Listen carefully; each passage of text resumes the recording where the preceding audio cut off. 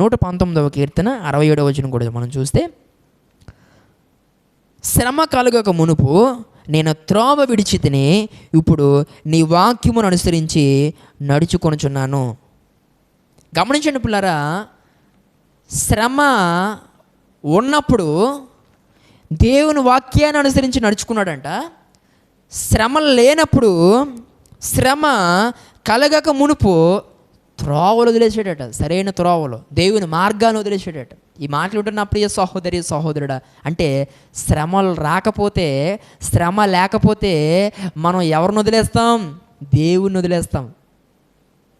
శ్రమ లేకపోతే దేవుని త్రోవలు విడిచిపెట్టేస్తాం.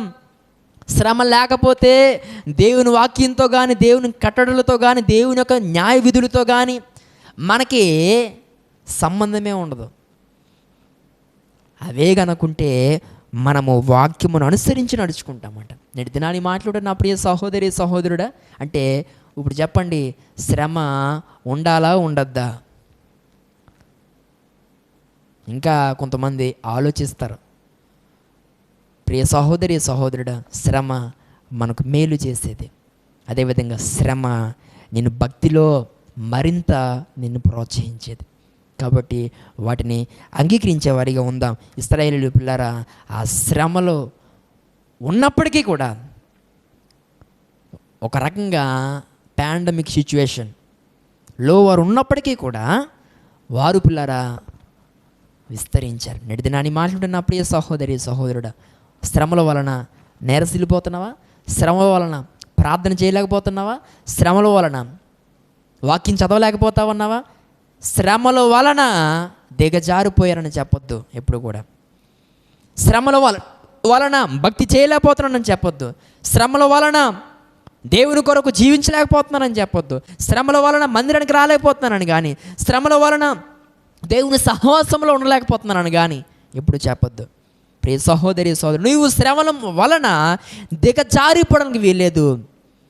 శ్రమల్ని నువ్వు బేస్ చేసుకుని, శ్రమలను ఒక మెట్టుగా నువ్వు చేసుకుని ఆత్మీయతలను విస్తరించాలని దేవుడు కోరుతా ఉన్నాడు.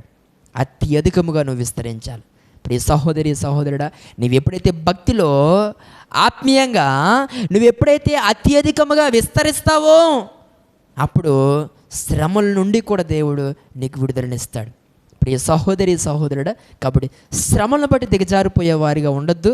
వాటిని మెట్లుగా చేసుకుని భక్తిలో మరింత బలపడుతూ అత్యధికముగా దేవుని కొరకు విస్తరించే వారిగా పిల్లరా మనం మారగలిగితే అది ఎంతో దీవెన. దేవునికి మహిమ కలుగును గాక. నేటి దినాన దేవునితో చెప్పు, ప్రభువా ఇక నుండి శ్రమలను బట్టి కృంగిపోనయ్యా, ఇక నుండి శ్రమలను బట్టి బాధపడను తండ్రి. ఎందుకంటే నువ్వు చెప్పావు శ్రమలను బట్టి వాక్య ప్రకారంగా నడవగలుగుతామని.